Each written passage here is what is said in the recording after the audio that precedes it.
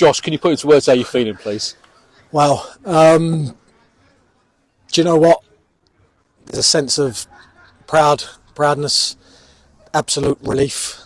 I could use every word that sort of epitomises happiness, delighted. You know, it's been a long, difficult season. And every season is really, you know, even when we won the league comfortably last year, it still takes every bit of effort that you've got.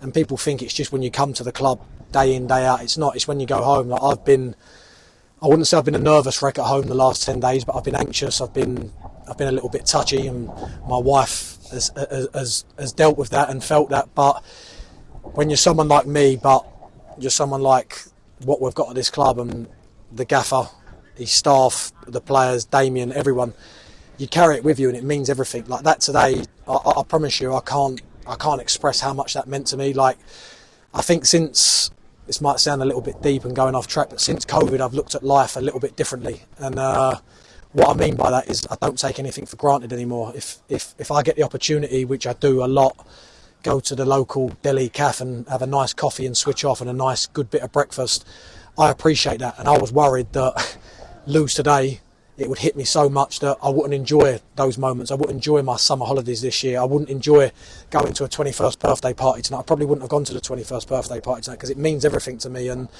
it was a horrible feeling, you know, Tuesday night, today. They're not nice feelings, but when it happens and when it comes off like it did today, I promise you, I've had 2 little boys, and that's a feeling that nothing can replicate when your wife gives birth or your partner gives birth to your child, your children.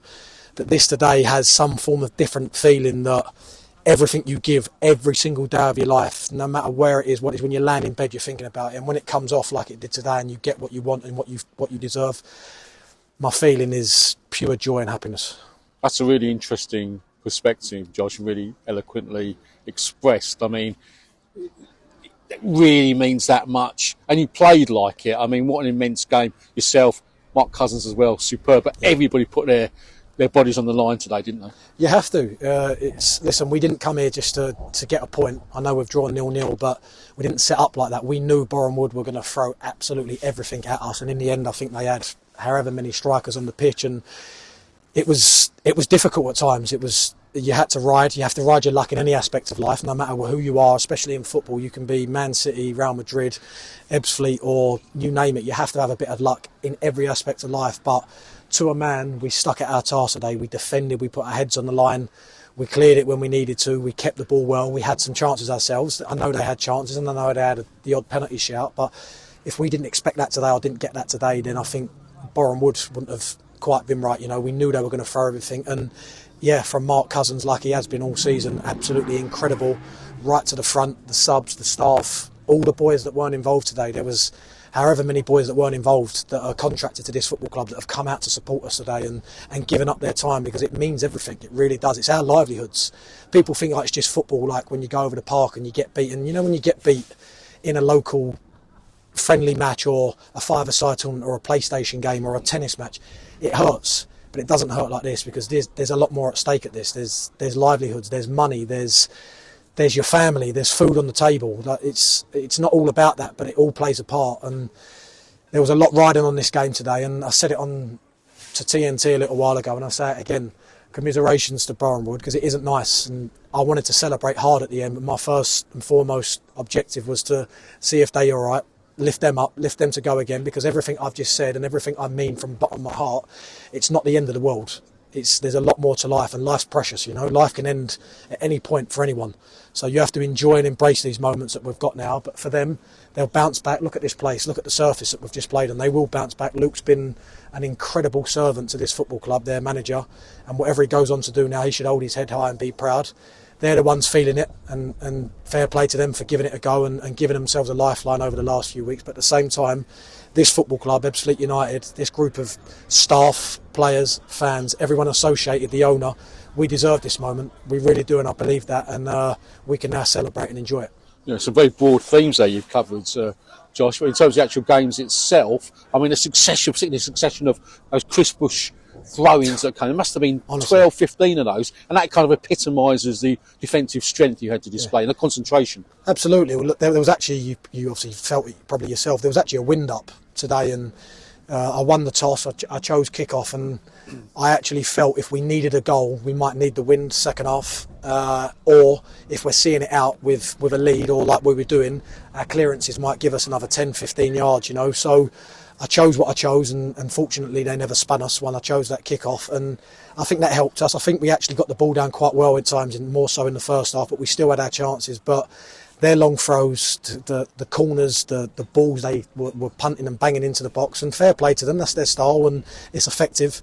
We had to stay switched on, we had to defend not just the first balls, the second balls, but the third phases and even more.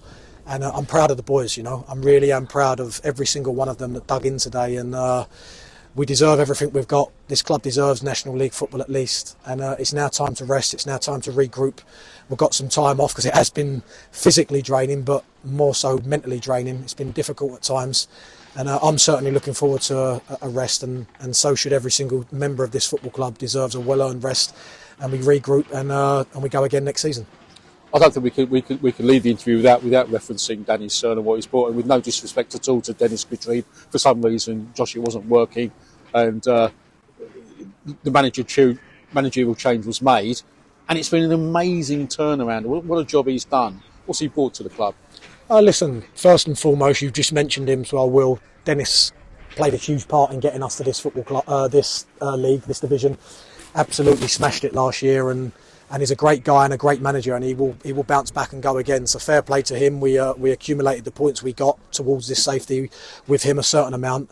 But talking about the man in charge now, the man at the helm in Danny Searle, in the gaffer, he's been incredible. And I said again on TNT a little while ago, yes, a manager, a coach, is a lot of it's to do with the training ground, what you do on the training pitch day to day, how you set your teams up, how you build your teams, how you build your week, and that's along with staff. But I'm a big believer of being a manager is so much about man management, but on top of that, how you speak and how you control emotions, how you control situations, and how he talks and how he handles all the scenarios, whether it be as an individual with you or as a group, as a collective, as a team. He's been absolutely amazing. He speaks fantastically. Everything he says hits you and grips you, and you can feel the room gets gripped. And he's controlled our emotions even over this last 10 days when there's been a little bit of a blip and a little bit of a concern with teams around us winning, and we'd slipped up a little bit. But from the minute he came in the door, he hit the ground running. I think we've run through brick walls for him, and that says something about a guy when you've got a team running through brick walls for you and digging in and fighting for you. And he's been amazing. He's been fantastic, and fair play to the gaffer. He deserves this.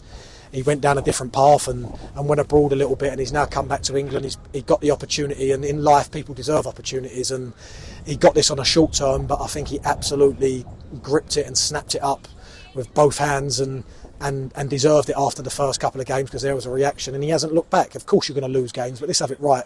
Since he's been in, the amount of games that we've had, is it 15? I don't know, you can add cup games on there. Our form's been superb, and if that form continued for the whole season, which is obviously difficult, we'd be in the mix. And he deserves this. He's a great guy, he's a good person, and I've got so much time for him, and he deserves a rest now and to do what he's got to do and build a squad to give it a go in this division next year. Josh, many congratulations. Thank you for your time, and really well done to you and the rest of the squad. Thank you very much. Top man.